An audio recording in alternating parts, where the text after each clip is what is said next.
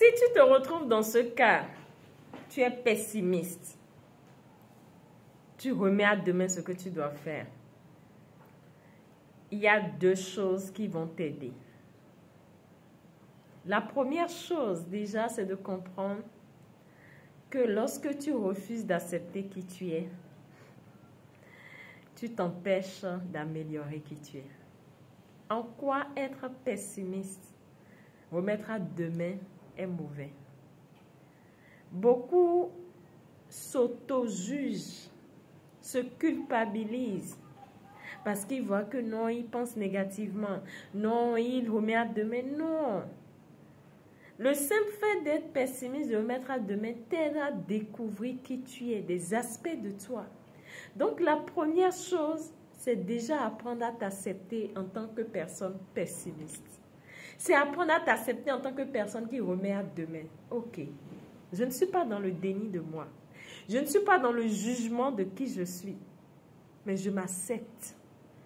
Le premier pilier pour s'améliorer est de s'accepter tel qu'on est ici et maintenant. Alors, ma belle Clara, accepte-toi. Et lorsque tu vas t'accepter en tant que personne pessimiste, la deuxième chose maintenant, c'est en réalité de chercher à comprendre qu'est-ce qui déclenche ces mécanismes en toi. Qu'est-ce qui fait que tu vois les choses négativement? Qu'est-ce qui fait que tu remets à demain? Et ce que j'ai remarqué dans mes coachings que je fais souvent, parce que je travaille beaucoup plus avec l'émotion, qui est la base de nos comportements, j'ai remarqué que les gens souvent pessimistes, c'est des gens qui ont grandi peut-être dans un environnement où les gens voyaient toujours le négatif. Une personne qui a grandi avec des parents qui avaient des difficultés sur le plan financier, dans un contexte de l'environnement où, à cause des difficultés, on voyait toujours qu'il y a problème quand il n'y a pas d'argent. Et quand il a grandi lui-même, quand il n'y aura pas d'argent, il va voir problème. Il va s'imaginer les pires scénarios dans sa tête parce qu'il a grandi dans ce moule. L'environnement, la famille, t'a fait grandir dans un moule. Aujourd'hui, tu parles la langue que tu parles parce que tu l'as appris. Et c'est pareil aussi, la manière de voir la vie, de percevoir les choses, on l'apprend depuis la base. C'est pour ça qu'on dit, à un moment donné de sa vie, il faut accepter se rééduquer. Il faut accepter maintenant tout déconstruire et construire à nouveau sa vie. C'est pour ça que vous avez besoin de connaissances, d'apprendre davantage comment je fonctionne, qu'est-ce qui régit mes émotions, comment je réagis par rapport à telle ou telle situation, qu'est-ce qui fait que je réagis par rapport à telle ou telle situation, quelle est l'explication ou le sens que je donne, l'interprétation que je donne à telle situation qui déclenche en moi une réaction. Lorsque je vais me confronter à ces questionnements au quotidien, les questions dynamiques font intervenir des réponses qui nous aident à avancer. Donc, quel est l'environnement qui t'entoure? Avec qui tu es souvent? Et quand je parle d'environnement, ce n'est pas seulement les amis, hein, mais c'est ce que tu regardes aussi comme information. Regardez les informations télé aujourd'hui, les informations même sur les réseaux. C'est souvent lié à des choses négatives. Il y a eu tel accident, il y a eu tel vol, il y a eu telle chose. Donc, le cerveau même est confronté tous les jours à des informations négatives. Le cerveau baigne dans ça. C'est comme les mauvaises herbes. Vous allez voir, tu n'as même pas besoin de sacler un champ, mais les mauvaises herbes sortent naturellement. C'est comme ça le cerveau. Donc, il faut discipliner ce que tu écoutes. Qu'est-ce que tu écoutes tous les jours? Qui tu écoutes? Qui tu écoutes? Qu'est-ce que tu écoutes? Qui t'entoure? Ces trois axes sont fondamentaux. Maintenant, ce qui fait que tu remets souvent à demain une chose, c'est parce que ton âme n'est pas dans cette chose. Vous n'allez jamais voir quelqu'un qui a envie d'aller sur TikTok, regarder les vidéos, va dire je vais faire ça après, je vais faire ça demain. Non. Je vais prendre mon téléphone demain. Non. Il va prendre son téléphone parce que l'émotion est en jeu. Donc, quand tu dis, je vais faire ça demain, c'est parce que ce que tu veux faire demain ne fait pas intervenir une émotion en toi, l'émotion du plaisir. Tu es souvent porté à faire ce qui te donne du plaisir et à t'éloigner de ce qui te donne de la douleur. Donc, lorsque tu remets une chose à demain, c'est parce que cette chose ne te donne pas du plaisir.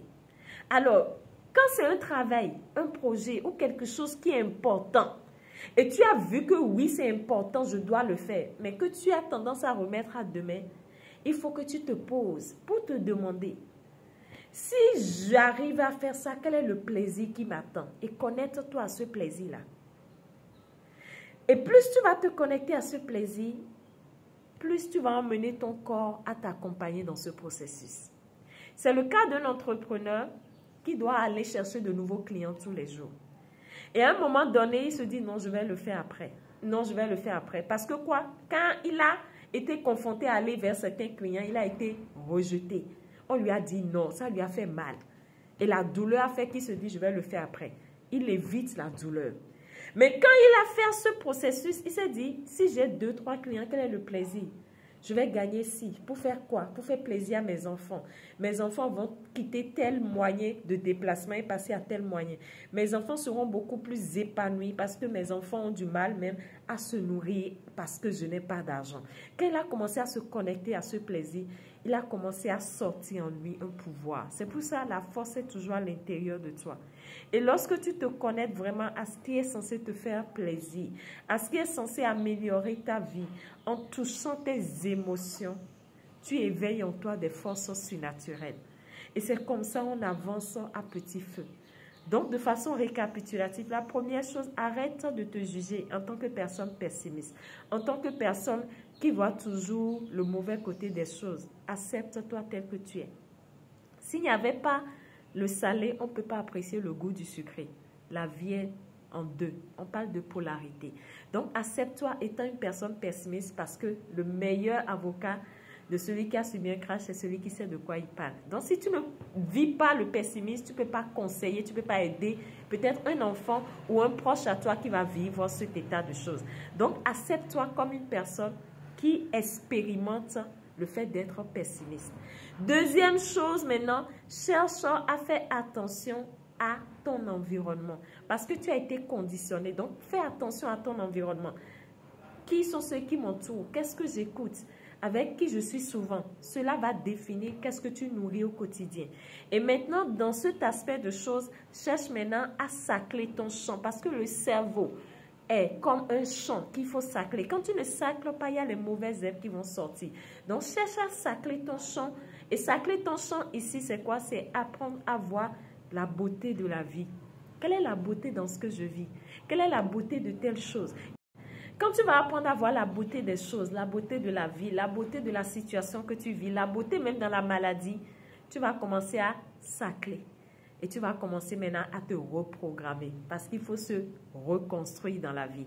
Et maintenant, il faut que tu comprennes que tes émotions sont importantes. Pour ne plus remettre les choses à demain, connecte-toi au plaisir que tu vas gagner en faisant ce que tu as envie de faire, que tu remets à demain. Et plus tu vas te connecter au plaisir en utilisant tes émotions, mieux tu vas maintenant sortir de ce problème que tu vis. Dis-moi parmi les solutions que je t'ai proposées, laquelle dans les commentaires tu trouves un peu difficile pour toi jusqu'à l'heure actuelle. Quelle solution tu trouves difficile pour toi à mettre sur pied? Et dans mes prochaines vidéos, je pourrai t'accompagner. Tu peux aussi rejoindre le cours où nous accompagnons ces personnes qui ont envie d'aller plus en profondeur sur leurs émotions, agir sur leur corps pour changer leur état d'esprit. Pour se connecter non seulement à ce qui se passe en eux, écouter la voix intérieure, écouter leur âme et se laisser guider par la vie. Alors, c'était votre sœur Mendesset, celle qui vous aide à travailler sur vos émotions et à utiliser vos atouts intérieurs pour une vie beaucoup plus épanouie. Je vous aime.